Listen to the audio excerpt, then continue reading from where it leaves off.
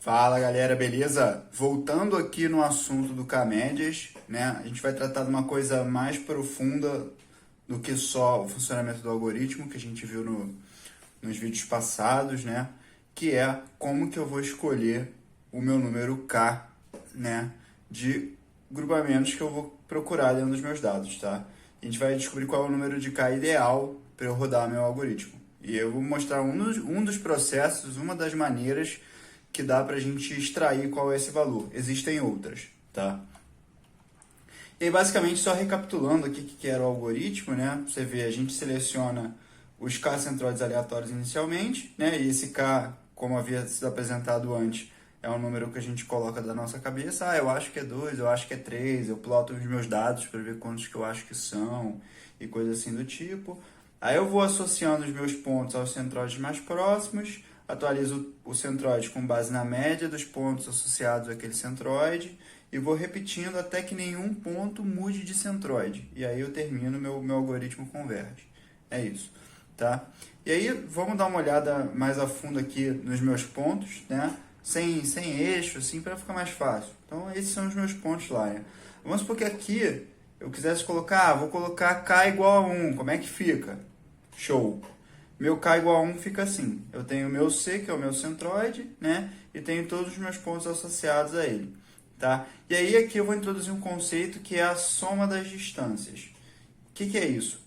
É a soma das distâncias entre cada ponto e o centroide a qual ele está associado, tá? E essa fórmula vai ser importante para a gente aqui ao decorrer desse módulo, tá? E aqui elas são definidas assim, né? Então a distância de A até o centroide, de C até o centroide, de B até o centroide. E aí, como é que é calculada essa distância, né? É basicamente a soma dos quadrados das diferenças das coordenadas, tá? Aqui não tem raiz quadrada, não tem nada, tá? É basicamente isso aqui. É essa a distância que a gente vai estar medindo nesse momento, tá? E aí eu vou pegar, por exemplo, aqui eu estou colocando x e y, que seriam dois vetores ou duas linhas da minha tabela, né? Aí x1 seria a primeira linha na primeira coluna, menos o y, vamos supor que fosse o primeiro cluster, né? Ah, então vai ser o primeiro cluster e a primeira coordenada, e assim por diante, né? Então aqui no caso vai ser, se eu pegar aqui distância de B para o meu centroide, vai ser B1 menos centroide 1, né? Mais B2 menos centroide 2 e assim por diante, tá? Se meu dataset tiver 10 colunas, eu vou ter aqui n igual a 10, tá? Então eu vou ter de 1 até 10, várias continhas aqui, tá? E aí, beleza. Mas o que eu vou fazer com isso? Legal e tal, aprendi a calcular, que aqui basicamente é somar tudo isso, né? É que a gente vai usar isso aí para ter uma ideia de como que esses grupos estão bem ou mal definidos, tá? E aqui também a gente pode chamar isso aqui de soma de quadrados também, tá? Eu coloquei a palavra distância, mas isso aqui pode ser o erro médio quadrático, tem vários nomes para isso, tá? Aí aqui, vamos supor que eu estou colocando um novo ponto aqui, que eu não tinha. É um novo ponto e esse ponto é esse Z aqui, e ele está lá longe. Ele está lá longe para a direita, aqui está muito longe. Aí eu vou dar um zoom out aqui nos meus dados e olha como é que eles ficam. Eu tenho meu Z lá longe, eu tenho aqueles dados originais aqui, e aí, para você ver, quando eu vou rodar o caminho com K igual a 1, o meu centroide ele mexe muito para a direita. Por quê? Porque o Z está puxando ele para a direita, eu só tenho um cluster, né? Aí você fala assim, nossa, é verdade, cara, mas por que você não tenta K igual a 2? Faz mais sentido. Beleza, é porque aqui a gente consegue olhar e saber que faz mais sentido 2, né? Mas vamos supor que esses dados tivessem 800 dimensões, não tem como saber qual que faz mais sentido. Não consigo plotar isso, né? E aí, o que acontece com essa nossa soma das distâncias? Olha lá. ela vai acabar ficando muito maior. Porque como o C mudou muito para a direita, aquela distância que a gente tinha colocado lá de A para C, ela aumentou muito, né? Ainda tem a inclusão a mais desse termo aqui, que é a distância do centroide para o Z, que está longeão, né? Então, cara, esse valor ele subiu. Ele virou muito alto, comparado com o que a gente tinha antes, tá? E aí agora, vamos fazer aquele negócio. Vamos tentar K igual a 2, vamos ver o que acontece. Aqui eu vou ter K igual a 2. Então eu vou ter um centroide aqui, que foi puxado por essa grande massa de dados, e vou ter esse centroide aqui que está basicamente em cima do Z, né? Ele está muito longe. E aí eu vou dar uma olhada de novo como é que fica essa minha soma de distâncias. E olha, quando eu comparo com a que estava muito grande, cara, ela cai muito. Por quê? A distância de A para o centroide diminuiu, porque o centroide foi mais para a esquerda, foi mais para perto do grupo, né, do seu respectivo centroide, que aí é o Czinho vermelho. E aí, quando eu somo aqui a distância do Z para o próprio centroide, ela fica zero, porque o centroide está exatamente na mesma posição que ele, tá? Então a distância de um cara para ele mesmo é zero, tá? Os elementos estão sobrepostos, no caso, né? E aí você vai falar, nossa, é legal e tudo mais, mas e aí? Para onde que eu vou com isso, né? E aí a gente volta aqui para o meu algoritmo do K-means, certo? E aí eu vou ter uma etapa anterior a ele.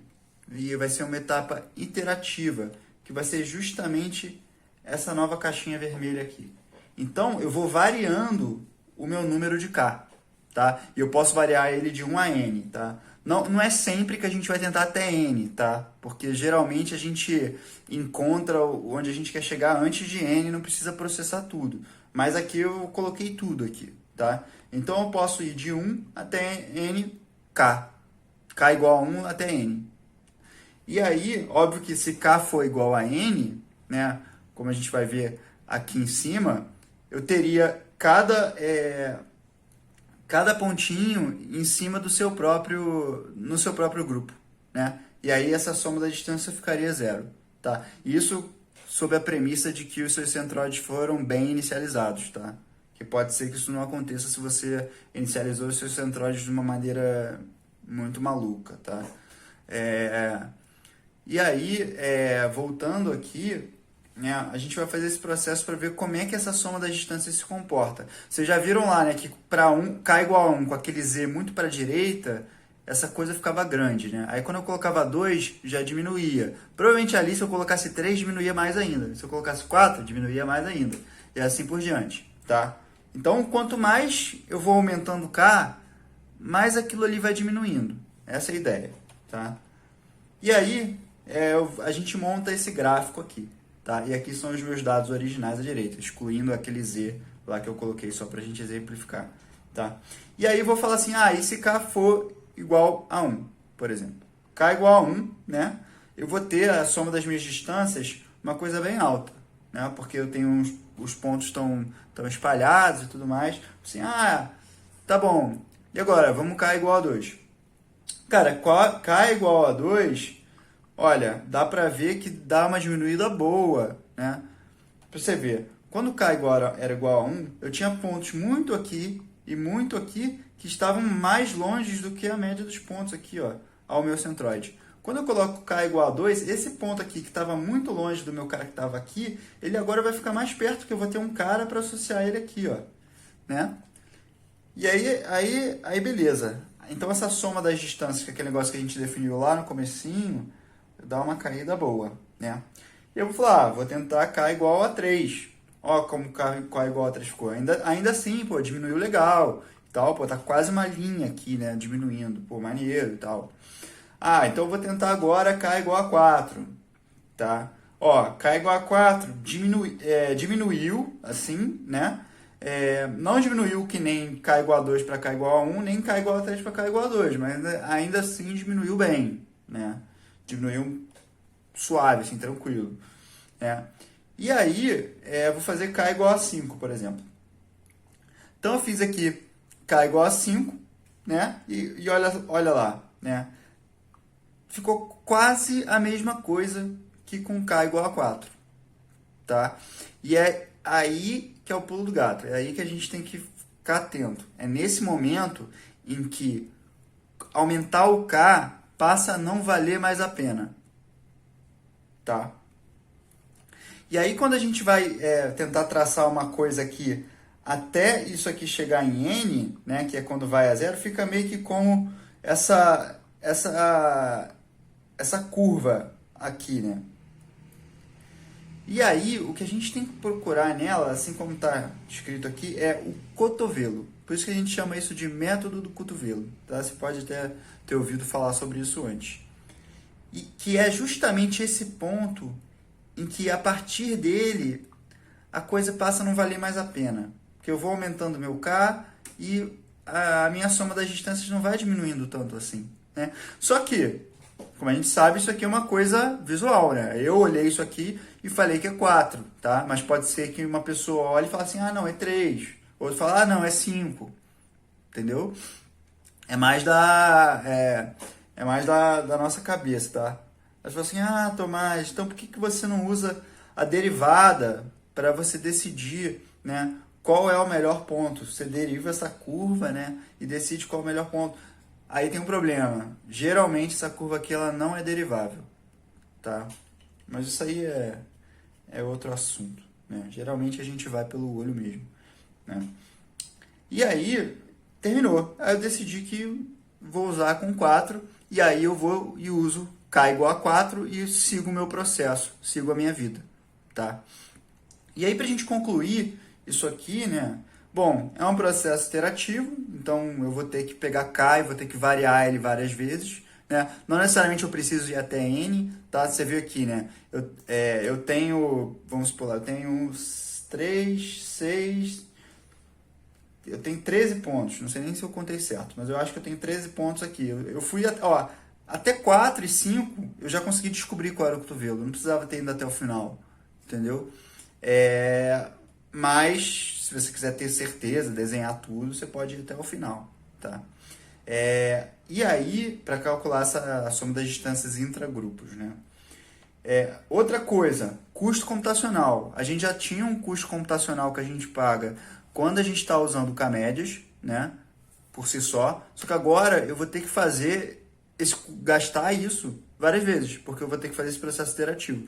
Então eu vou ter que pegar K, vou ter que treinar o K-médias uma vez, treinar de novo, treinar de novo, treinar de novo, variando o K, entendeu? Isso aí dependendo, se você fazer uma vez já demora muito, talvez seja melhor você mover para um outro algoritmo, tá? Tentar um algoritmo mais rápido, tá? Que você não precise passar por essa etapa de definir aí qual é o melhor parâmetro de K, né? E a outra coisa é essa questão de não ter a resposta certa, né? Sobre o que eu disse. A questão do cotovelo, né? Tipo, não existe o número áureo, né? Cara, esse é o número que está certo, baseado nessa técnica, todos os outros estão errados. Não existe. Né? É um viés de cientista ali de olhar e falar, eu acho que é isso, eu acho que é aquilo, discutir e testar. Pô, eu fiquei na dúvida entre 4 e 5. Então faço com 4, vejo como é que fica, faço com 5, vejo como é que fica, ploto ali os box plots dos atributos que eu quero avaliar dentro de cada grupo diferente, para ver se está fazendo sentido, se está separando bem e tudo mais, né? É mais isso. Beleza, gente? Espero que vocês tenham gostado aí. Qualquer dúvida, estamos aí. Grande abraço.